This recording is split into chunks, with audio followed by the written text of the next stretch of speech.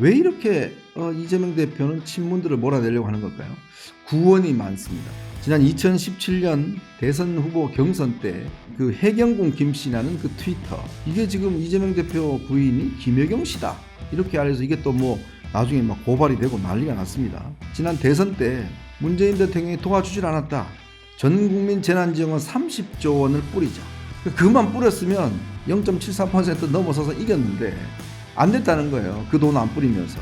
결정적으로는요, 경기도지사 할 때, 그때 문재인 전 대통령이 이제 잘 나갈 때 있지 않습니까? 북한에 방문했잖아요. 그때 누구를 데려갔냐면 박원순 서울시장하고 최문순 강원지사를 데려갔어요.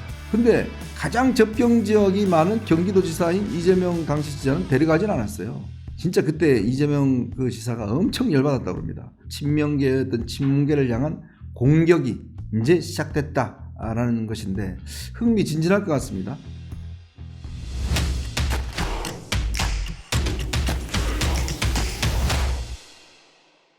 네, 이번에는요, 민주당 내에 계속 고조화되고 있는 친명과 친문 간의 갈등에 대해서 좀 이야기를 드려볼까 합니다. 지난 4일이었습니다. 경남 양산에 있는 문재인 전 대통령 사저로 이재명 대표가 찾아가서 30분 동안 만나고 또 1시간여 동안 당시에 이제 그 지도부와 함께 오찬도 함께 했습니다. 근데 이제 뭐 분위기는 화기애애했다고 그러는데 제가 나중에 알고 보니까, 취재를 해보니까요, 그런 것만은 아니었던 것 같습니다. 사실상 굉장히 날선 이야기들이 많이 오고 갔다라는 이야기가 전해지고 있습니다.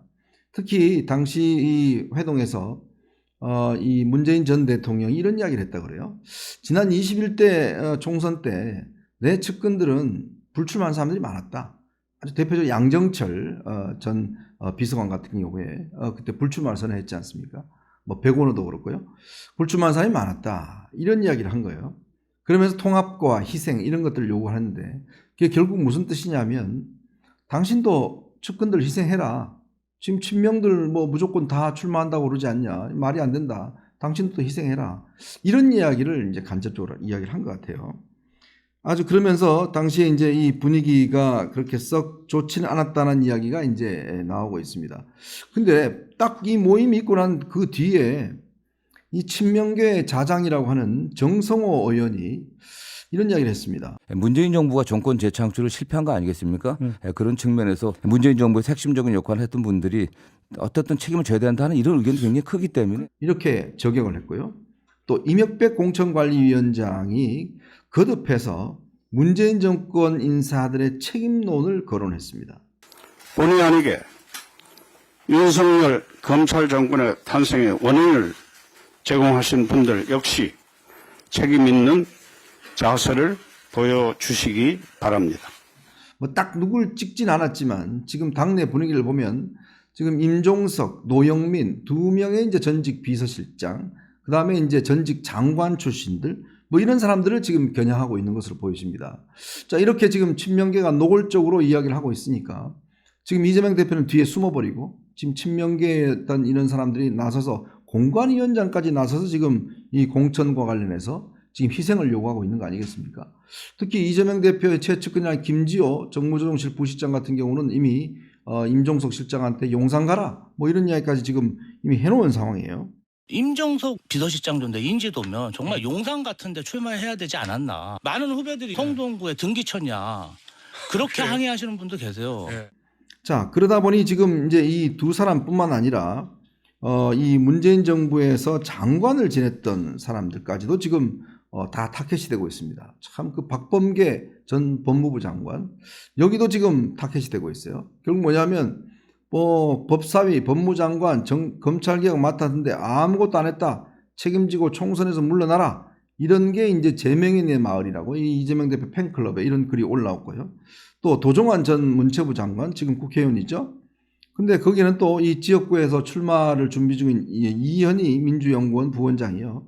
윤석열 정권 심판이 화두인 이번 선거에 이들이 출마하려면 국민이 납득할 명분이 있어야 된다, 이런 이야기를 했고요.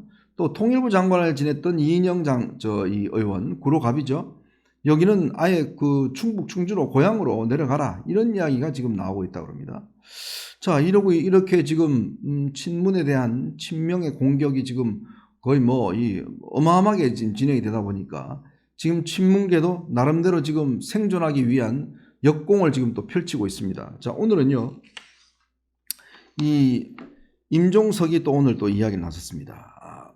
이렇게 이야기를 했습니다. 문재인 전 대통령은 친문 친명 이 프레임이 안타깝다 이렇게 이야기를 하면서 우리는 하나고 단결을 중요하다고 강조했다.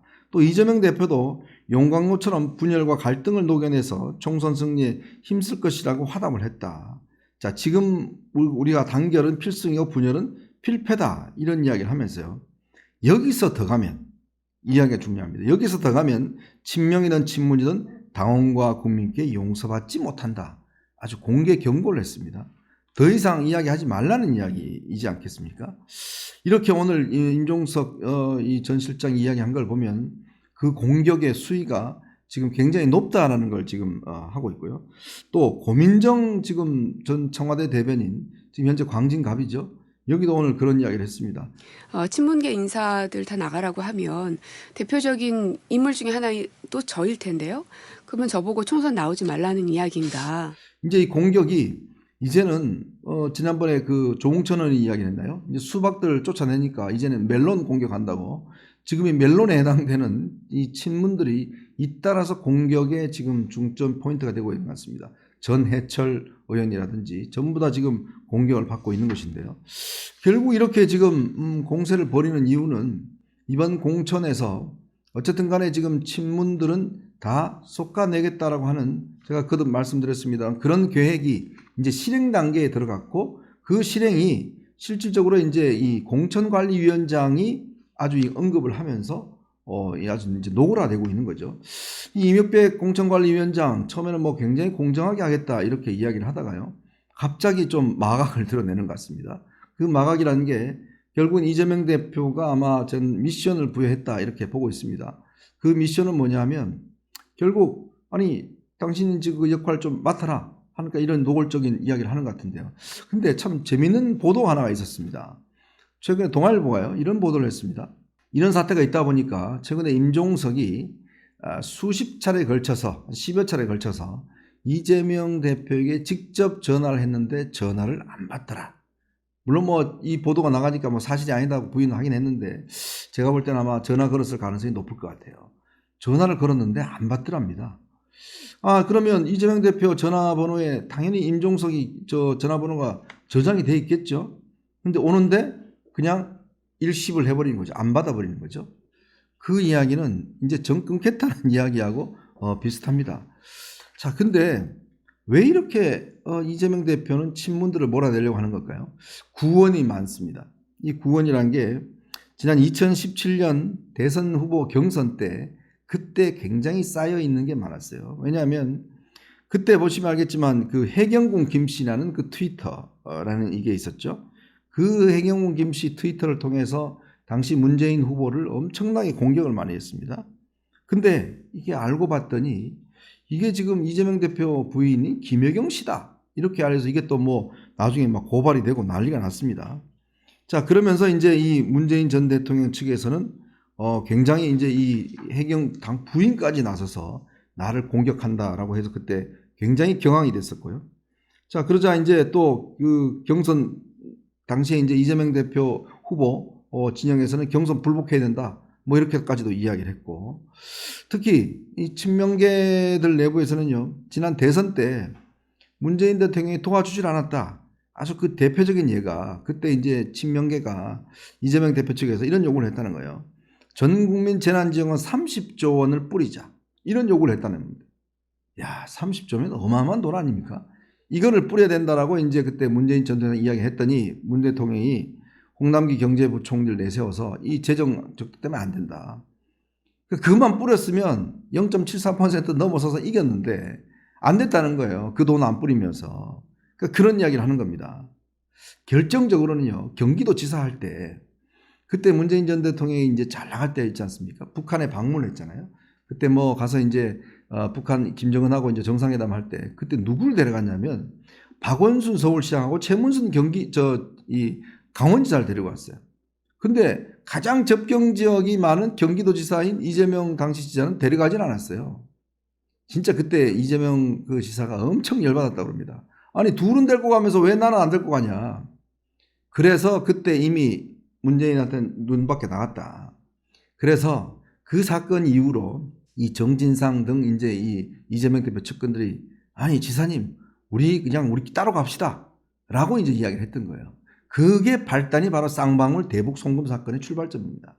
결국 문재인한테 섭섭한 감정 때문에 이게 우리가 이제 독자적으로 그럼 북한에 가서 뭔가 해보자 라고 해서 이제 시작된 게 바로 쌍방울 대북 송금 사건이에요. 그래갖고 이제 쌍방울 저 회장을 시켜서 북한에 가 돈도 주고 뭐 이 적극적으로 했지 않습니까? 그게 이제 지금 이 문제가 돼서 지금 재판도 이화영 부지사가 지금 재판도 받고 있고 지금 이 어려운 상황에 처한 거거든요. 그러니까 모든 본인의 어떤 발목을 잡는 출발점이 문재인이었다.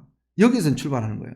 그러니까 이재명 대표 입장에서는 이번 기회에 자기가 칼자루 졌는데 이번 기회에 이거 뭐 그냥 가만 놔두면 안 된다. 확실하게 이제 본때를 보여줘야 된다. 그래서 이제 지금 이 친문에 대한 공천, 특히 당시 통일부 장관, 뭐 당시 이제 원내대표, 뭐 이런 사람들 이거 용납할 수 없다는 거예요. 이번 기회에 공천 쉽게 안 준다. 특히 비서실장 했던 뭐 임종석, 노영민 이 두 사람에 대해서는 죽어도 공천이 안 된다는 게 아마 친명계의 확고한 뜻인 것 같습니다. 참 이게요. 싸우는 상대방 적보다 더 미운 게 사실은 내부의 적이 밉다고 그러거든요. 정치권에도 그런 게 통합니다. 정치권에도 보면 상대방 여야보다는 내부의 적이 더 밉고 더 아주 나중에 보면 좀 잔인한 보복을 하는 경우가 많거든요. 저는 서서히 이제 판도라의 상자가 열리고 있는 게 아닌가. 즉 친명계의 어떤 친문계를 향한 공격이 이제 시작됐다라는 것인데 흥미진진할 것 같습니다. 네, 여러분 보시면서 구독과 좋아요, 알림 꼭 부탁드리겠습니다. 고맙습니다.